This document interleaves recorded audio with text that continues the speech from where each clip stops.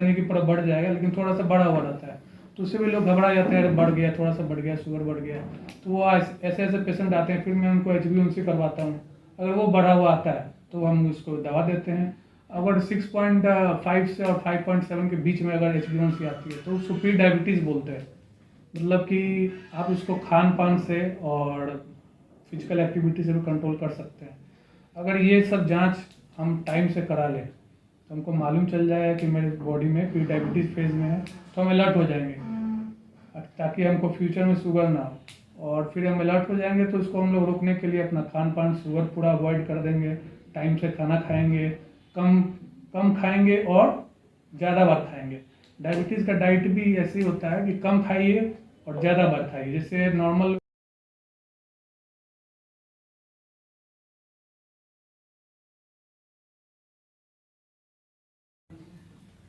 नमस्कार बा प्रणाम बा तमाम जनता जनार्दन के। हम उज्जवल निर्मल भोजपुरिया माटी न्यूज चैनल से चिकित्सा है महान कार्यक्रम को लेकर छपरा शहर के सुप्रसिद्ध डॉक्टर अभय कुमार से बातचीत होगा, जो कि डायबिटीज क्षेत्र में बहुत ही अच्छा कार्य करें। और छपरा में बड़ी एक बात है कि ये निःशुल्क देख रहे हैं, 5 महीने से छपरा शहर में निःशुल्क बैठकर छपरा को सेवा देना ये बड़ी बात है छपरा शहर के लिए। स्वागत है सर चिकित्सा है सर महान कार्यक्रम में।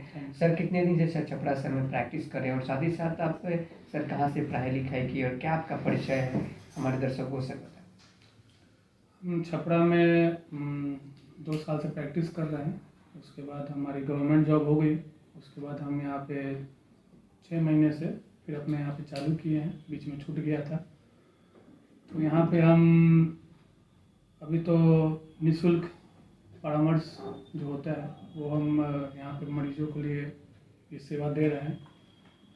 दूसरी चीज़, हम पढ़ाई यहाँ MBBS जो है कर्नाटक से किए हुए हैं। गुलबर्गा जगह है कर्नाटक में। MBBS मेरा वहीं से हुआ है और मेरा MD मेडिसिन जो है वो राजस्थान से हुआ है, उदयपुर से। उसके बाद हम फेलोशिप किए हुए हैं डायबिटीज़ से और क्रिटिकल केयर से। तो as a consultant physician and diabetologist हम छपरा में भी अपना सेवा देते हैं और पटना में भी अपना सेवा देते हैं। पटना में मेरा गवर्नमेंट जॉब भी है और बहुत सारे हॉस्पिटल में हम जाते हुए एज ए कंसल्टेंट। यहाँ पे हम रविवार को और बुधवार को अपना फ्री सेवा देते हैं ताकि गरीब लोगों की थोड़ी मदद हो सके, जिनको थोड़ा पैसा की दिक्कत हो, जो उतना अफोर्ड नहीं कर सकते हैं, उनके लिए भी उनको भी थोड़ा सहूलियत होगी ताकि वो आके आराम से अच्छे डॉक्टर से फ्री में अपनी सेवा ले सके। सर एक बड़ी बात आप डायबिटीज़ के क्षेत्र में सबसे पूछना चाहेंगे, आज के जो माहौल जो चल रहा है, बहुत लोगों को कम उम्र में ही डायबिटीज़ हो जा रहा है और जिसे डायबिटीज़ हो रहा है तो उनके दिमाग में ये बहुत ज़्यादा बढ़ जा रहा है कि ये रोग खत्म नहीं होगा। ये कैसे मानसिकता बढ़ गया है, कैसे उन लोगों को कम उम्र में कैसे लापरवाही किन कारणों के चलते ये डायबिटीज़ उन लोगों के अंदर आ जाता है? डायबिटीज़ का एक जेनेटिक कॉज भी होता है, जैसे फैमिली के थ्रू रन करती है। माँ बाप को है तो बच्चों को भी होगा, उनको बच्चे को है तो हो सकता है उनके बच्चों को भी हो इसको। लेकिन ये जेनेटिक जो होता है रोका जा सकता है। रोका कैसे जाएगा? खान पान से, थोड़ा अपना फिजिकल एक्टिविटी से और टेंशन फ्री होने से। क्या है कि जैसे जैसे ज़माना बढ़ रहा है वैसे वैसे खान पान भी गड़बड़ा रहा है और टेक्नोलॉजी भी सही इस्तेमाल नहीं हो पा रहा है और इंसान को भी थोड़ा टेंशन ज़्यादा है, प्रेशर है सोसाइटी का भी, पढ़ाई लिखाई का। तो पहले देखा जाता था कि डायबिटीज़ 50 के या उसके ऊपर के लोगों में होता था, लेकिन अब क्या है कि उतना तो केस नहीं आता है, लेकिन फिर भी 30 में भी 35 में भी टाइप 2 डायबिटीज़ होने लगा है। टाइप 1 डायबिटीज़ मेनली 30 के पहले होता है, जिसका बस उपचार यही है इंसुलिन। लेकिन टाइप 2 डायबिटीज़ भी 30-35 इस सब उम्र में भी होने लगा है। और ये जो है, अगर खान पान अच्छे से रखे, अपना फिजिकल एक्टिविटी अच्छे से रखे, खान पान जैसे कि वेजिटेबल्स फ्रूट्स का सेवन कम होने लगा है और जंक फूड्स जो होते हैं और शुगर रिलेटेड जितने भी फूड्स हम लोग ज़्यादा खाते हैं। अब तो और मिलावट भी होती है खाने में, पहले ये सब चीज़ नहीं थी। पहले के लोग में जितना भी चीज़ थी प्योरिटी थी, खान पान में भी तेल भी मिल रहा है तो अच्छा तेल मिल रहा है। अब क्या सब चीज़ें मिलावट है, तो इसको हम लोग दूर कर सकते हैं, ऐसा नहीं है कि दूर नहीं होगा। थोड़ा हम लोग खान पान और फिजिकल एक्टिविटी जैसे लाइफ स्टाइल अगर एक्टिव रहे इंसान का, थोड़ा अपना शरीर में थोड़ा टाइम दे, थोड़ा वॉकिंग करे, थोड़ा शरीर से पसीना निकले, थोड़ा खान पान एक टाइम से करे। कभी कभी क्या होता है कि काम के चक्कर में लोग भूखे रह जाते हैं, फिर टाइम मिलता है तो 2 बजे खाना खाना स्टार्ट किया, तो एक टाइम टेबल से खाना खाएं। और शुगर रिलेटेड चीज़ें जो है वैसे तो पूरा नहीं छोड़ सकते, लेकिन थोड़ा परहेज करके चलना चाहिए। सर, इसका विशेष लक्षण क्या होता है? अगर मान लीजिए मरीजों को अगर रोग से ग्रसित हो गए हैं तो कैसे जान पाएंगे, उनका विशेष सिम्टम्स क्या है कि वो जान पाएंगे कि मुझे शुगर हो गया या मेरे डायबिटीज हो गया? तो ये भी सिम्टम्स कहाँ से पैदा होता है, ये कैसे जानकारी होती है जैसे जो डॉक्टर से सलाह ले पाए? इसमें अगर किसी को डायबिटीज़ होता है तो उनको पॉलीयूरिया, पॉलीफेजिया, पॉलीडिप्सिया होगा। मीन्स पेशाब ज़्यादा आने लगेगा, रात में इंसान पेशाब करने के लिए बार बार उठेगा, फिर से भूख ज़्यादा लगेगा और प्यास ज़्यादा लगने लगता है, और शरीर में भी थोड़ा वीकनेस चालू हो जाता है। ऐसे तो लोग एक्सीडेंटल में भी जैसे यंग एज में कुछ ये सब सिम्टम्स आते हैं तो जांच कराते हैं तो मालूम चलता है कि मुझे शुगर हो गया है। तो ये सब चीज़ें इनके लक्षण होते हैं। और टाइप 1 डायबिटीज़ तो आपको जिसमें इंसुलिन डिपेंडेंट ही होता है, इंसुलिन से ही ट्रीटमेंट होता है, तो ये आपको तो 30 साल के ऊपर पहले ही आपको मालूम चल जाएगा, ये सब सिम्टम्स उसमें भी होते हैं। लेकिन टाइप 2 डायबिटीज़ में क्या होता है कि थोड़ा धीरे धीरे मतलब एक तो ये भी है कि सोसाइटी में कि भाई इतना कम उम्र है तो वो डायबिटीज़ कैसे हो सकता है, तो लोग भी ऐसे ही इसको ढील के रखते हैं कि हमको डायबिटीज़ कैसे होगा। अपना मतलब सिम्टम्स तो आ जाते हैं लेकिन उसको टालते रहते हैं। जब लास्ट में कंट्रोल नहीं होता है तब जांच कराते हैं तो मालूम चलता है उनको डायबिटीज़ हो गया है। तो इसमें पहले मोटापा भी आता है, और मोटापा को आप कंट्रोल करके रखिएगा तो डायबिटीज़ से बचे रहिएगा। तो आपसे जैसे आपका शरीर में वेट बढ़ते गया उसके बाद ये सिम्टम्स आने लगे, और फिर अचानक क्या होता है वेट लॉस होने लगता है टाइप 2 डायबिटीज़ में, जो कि 30 के बाद होता है। तो जैसे वेट लॉस होने लगता है तब इंसान को ध्यान आता है कि मेरा वजन क्यों घटने लगा भाई, तो वो अपना फिर जांच कराने लगता है। तो सब सिम्टम्स तो उसको पहले से ही रहते हैं, वो थोड़ा नेग्लेक्ट करके चलना कि इतना कम उम्र में डायबिटीज़ कैसे होगा। तो ये सब इसके लक्षण हैं। सर, विशेष इसमें कौन सा जांच कराना पड़ता है? जो लोग अगर नहीं जानते हैं, अगर वो लोग जांच करा के तुरंत डॉक्टर से सलाह ले पाए, तो विशेष क्या उसका जांच, कौन सी जांच होती है कि जो दर्शक जान पाएंगे? एक फास्टिंग ब्लड शुगर होता है और पोस्ट पेरेंडियल ब्लड शुगर होता है, और एक HbA1c होता है। फास्टिंग ब्लड शुगर हुआ कि भूखे पेट कुछ खाए बिना ही आप जांच कराएं तो उसमें आपको शुगर बताएगा। PPBS होता है कि खाने के 2 घंटे बाद आप जांच कराएंगे तो उसमें आपका शुगर बढ़ा हुआ रहेगा। और एक HbA1c जांच होता है जो कि 3 महीने का आपका एवरेज बताता है शुगर आपके बॉडी में कितना है। हो सकता है किसी दिन आप ज़्यादा खा लिए तो आपका PP थोड़ा बढ़ जाएगा, मीठा कुछ ज़्यादा खा लिए, इसलिए ये तीनों जांच कराना चाहिए। लोग क्या पेशेंट ऐसे आते हैं जो फास्टिंग करा लेते हैं, PP करा लेते हैं, HbA1c नहीं कराते हैं, ताकि गांव देहात में आप देखिएगा हाँ शुगर है चलो भाई फास्टिंग कर दो, फिर खाने का 2 घंटा बाद कर दो, HbA1c कोई कराता नहीं है। जबकि न्यूली डायग्नोज टाइप 2 DM मतलब कि नया किसी को अगर शुगर हो रहा है तो उसमें ये HbA1c का रोल बहुत ज़्यादा है।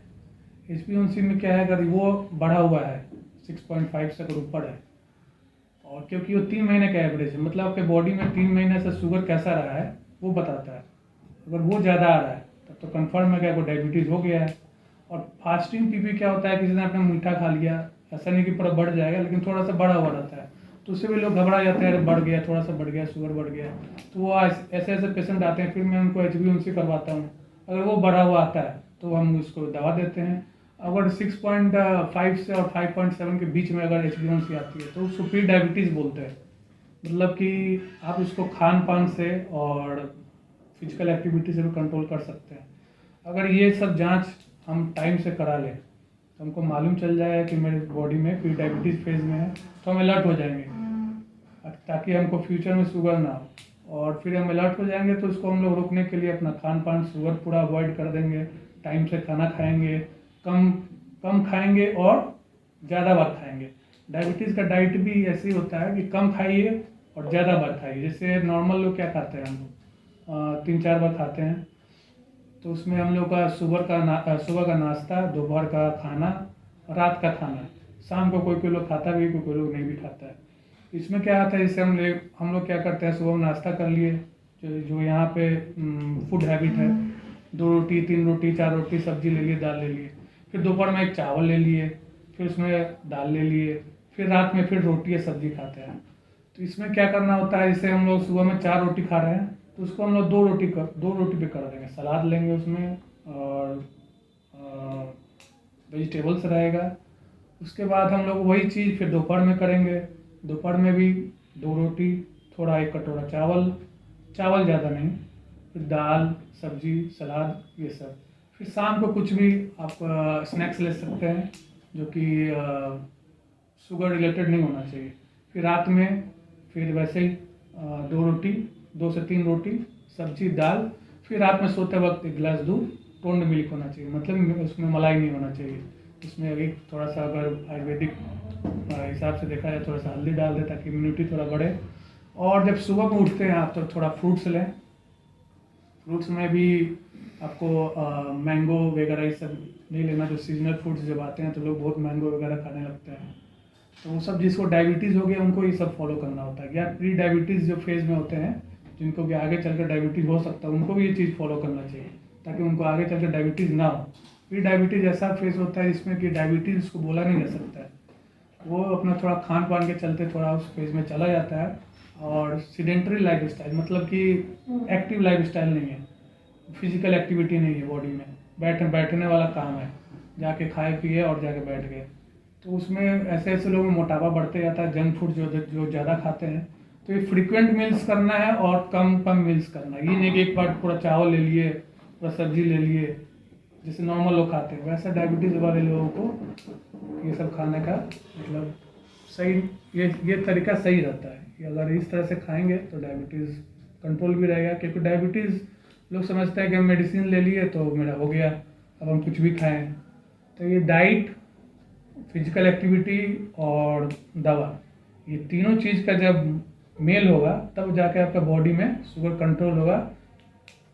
ये सब चीज़ उन लोगों के लिए है जिनको डायबिटीज़ हो गया है या जो प्री डायबिटीज़ फेज में है, उनको दवा की ज़रूरत नहीं पड़ेगी, लेकिन खान पान और लाइफस्टाइल ये ठीक करना पड़ेगा। फिर से कुछ नशा होता है, स्मोकिंग हो गया, अल्कोहल हो गया, ये सब चीज़ें इसका ट्रिगरिंग फैक्टर है, मतलब ये और बढ़ा देगा इस सब चीज़ को। तो अब जितना गुटखा है, ये सब चीज़ों का अवॉइड करना पड़ेगा। अगर आप बहुत दिनों से खा पी रहे हैं तो ये सब चीज़ का अवॉइड कीजिए। इससे आपको साइकोलॉजिकल बीमारी भी होती है, हाइपरटेंशन और डायबिटीज़, ये सब जितना लाइफस्टाइल वाली चीज़ें हैं, ये सब चीज़ें अगर ठीक करिएगा तो आपको बीपी भी इस सब चीज़ से नहीं होगा। आपका बीपी भी, जितना मैंने चीज़ बताया है, ये सब चीज़ें आपको शुगर से भी बचाएगी और बीपी से भी बचाएगी, ब्लड प्रेशर। सर एक और बड़ी बात है, अगर मान लीजिए आपसे कोई सलाह लेना चाहे तो आप छपरा में कहाँ प्रैक्टिस कर रहे हैं, और विशेष छपरा शहर के स्वास्थ्य के प्रति क्या खास अपील आप करेंगे? हम छपरा में तो जगदम कॉलेज के सामने इंदिरा मल्टी स्पेशलिटी हॉस्पिटल है। ये हॉस्पिटल तो वैसे पहले आई हॉस्पिटल था, बहुत दिन से, 5-6 साल से। तो आई का तो यहाँ पे काम बहुत दिन से चल रहा था। फिर हम दिल्ली से इंटर्नशिप ये सब प्रैक्टिस करके आए हैं, तब हम फिर यहाँ बैठने लगे तो फिर अपना गवर्नमेंट जॉब हो गया। तो फिर हम यहाँ पे संडे को और वेडनेसडे को अपना टाइम दे पाते हैं, और पूरा निःशुल्क परामर्श, कोई फीस यहाँ पे लगता नहीं है। और जितने भी यहाँ पे गरीब लोग भी हैं और जिनको भी डायबिटीज़ कंट्रोल नहीं हो रहा है, शुगर कंट्रोल नहीं हो रहा है, वो भी हमारे पास आके अपना दिखा सकते हैं। डायबिटीज़ के अलावा भी हम ब्लड प्रेशर से, फिर से जैसे अभी कोरोना हो गया था, तो ये सब चीज़ें, खांसी, सर्दी, बुखार से रिलेटेड जितना मलेरिया, डेंगू वगैरह जितना चीज़ें हैं, वो सब चीज़ हम लोग यहाँ पे देखते हैं। और बाकी कम्युनिकेबल डिजीज़ और नॉन कम्युनिकेबल डिजीज़ जैसे फेफड़े से संबंधित, हृदय से संबंधित, मस्तिष्क रोग से भी संबंधित, और जितने आपको पेट से संबंधित, फिर से ज्वाइंट से संबंधित, हम ऑर्थोपेडिक से नहीं है लेकिन ज्वाइंट से संबंधित जैसे गठिया रोग हो गया, ये सब चीज़ें का यहाँ पे मैं अच्छे से इलाज करता हूँ। और अभी तो 5-6 महीना से यहाँ पे मैंने फ्री में अपना सेवा दे रखा है और आगे भी देता रहूँगा। विशेष सर छपरा शहर के लिए स्वास्थ्य के प्रति क्या खास अपील रहेगा आपका? छपरा शहर में यही है कि यहाँ पे लोगों को उतना जागरूकता नहीं है हेल्थ के प्रति, और इसीलिए छपरा शहर के लोगों के लिए यही चाहिए कि जैसा मैंने डाइट बताया है वैसे थोड़ा अपना डाइट को थोड़ा मॉडिफाई करें और लाइफ स्टाइल चेंज करें, क्योंकि यहाँ पे लोग उतना लाइफ स्टाइल का ध्यान नहीं देते हैं। यहाँ पे किसी भी फील्ड में देखिएगा तो कोई दौड़ता हुआ नहीं मिलेगा, एकदम खाली खाली फील्ड रहती है, बहुत कम लोग दिखते हैं। जिनको बीमारी हो चुकी है वो थोड़ा एक्टिव रहते हैं, जो नॉर्मल लोग हैं वो आपको फील्ड वर्ल्ड में एक्टिव नहीं रहेंगे। वॉकिंग हो गया, ये सब देखिएगा तो ये सब चीज़ें यहाँ पे नहीं है, तो ये सब चीज़ करनी चाहिए ताकि आपको रोग आगे जाके ना हो। दूसरी चीज़ है खान पान, फ्रूट्स का और ग्रीन वेजिटेबल्स का ज़्यादा प्रयोग करें, और जंक फूड्स अवॉइड करना चाहिए जितना हो सके। ओकेजनल कुछ भी चलता है। और नशा, क्योंकि छपरा ज़िला में गुटखा का तो नशा तो सबके मुंह में ही रहता है, तो ये सब चीज़ें की नशा जो है यहाँ पे अवॉइड करना चाहिए। शराबबंदी होगी, अच्छी बात है, और स्मोकिंग ये सब नशा से भी दूर रहें, और खान पान अच्छा रखें और अपना फिजिकल एक्टिविटी सही रखें। तो बीमारी आपको बुढ़ापा में तो सबको आती ही है, लेकिन लेट आएगी। ये सब चीज़ करने से आप बहुत दिनों तक स्वस्थ रहेंगे। तो ये सब चीज़ फिजिकल एक्टिविटी पर ध्यान देना चाहिए यहाँ पे लोगों को। यहाँ पे लोग बस अपने काम पे लगे रहते हैं।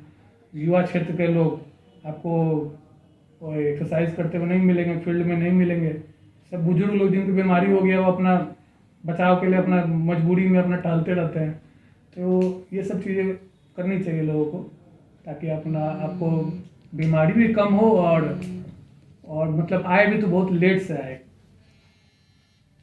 बहुत बहुत धन्यवाद सर हमारे साथ बात करने के। डॉक्टर हमारे साथ बात कर रहे थे जिनका कहना है कि जो छपरा शहर के लिए बेहतर स्वास्थ्य के प्रति कहीं ना कहीं हमको अपने स्वास्थ्य के प्रति जगना होगा। अगर नहीं आप जगेंगे तो एक बेहतर आप बुढ़ापे में कई रोग से तो आप ग्रसित होंगे ही। Sir doctor Abhay Kumar sir हमें यहाँ छपरा में निःशुल्क देखते हैं, जो कि जगदम कॉलेज के पास में ही बैठते हैं। इनका कहना है कि जिस तरीके से डायबिटीज़ हो गया, कई रोगों से लोग ग्रसित हो जाते हैं, उनको अगर जानने की किसी प्रकार की कोई सेवा लेने की जरूरत है तो डॉक्टर साहब से बिल्कुल सलाह ले सकते हैं। और साथ ही साथ इन्होंने कई मुद्दे पे ये भी बताया कि कैसे डायबिटीज़ का लक्षण क्या है, डायबिटीज़ में क्या क्या चीज़ों को खाना चाहिए, क्या क्या चीज़ को अवॉइड करना चाहिए। और विशेष छपरा सर के लिए एक सर ने बहुत बड़ा अपील किया कि गुटखे को छोड़ देना चाहिए। और साथ ही साथ जिस तरीके से लोग जंक फूड जो खा रहे हैं, मार्केट में कई प्रकार के जो फूड बिक रहे हैं उसको लोग खा रहे हैं, उसको बिल्कुल छोड़ देना चाहिए। कभी पार्टी फंक्शन में 1-2 बार खा ली तो खा ली, लेकिन ऐसा नहीं करना चाहिए। तो आप सभी को मैं बता दूं कि चिकित्सा एवं कार्यक्रम को लेकर छपरा शहर के हर डॉक्टरों के साथ आपके साथ रूबरू करा रहे हैं कि छपरा शहर में आपके छपरा शहर में कौन से डॉक्टर अच्छे कितने दिन से प्रैक्टिस कर रहे हैं और आपके लिए क्या योगदान दे सकते हैं। तो आप अच्छे डॉक्टरों से सलाह लेकर अपने सेहत के प्रति रुझान रहें और सेहत के प्रति हमेशा अच्छे डॉक्टरों से ही दिखाएं। स्वस्थ रहें, सुरक्षित रहें। जय हिंद, जय भारत, निर्मल प्रसाद।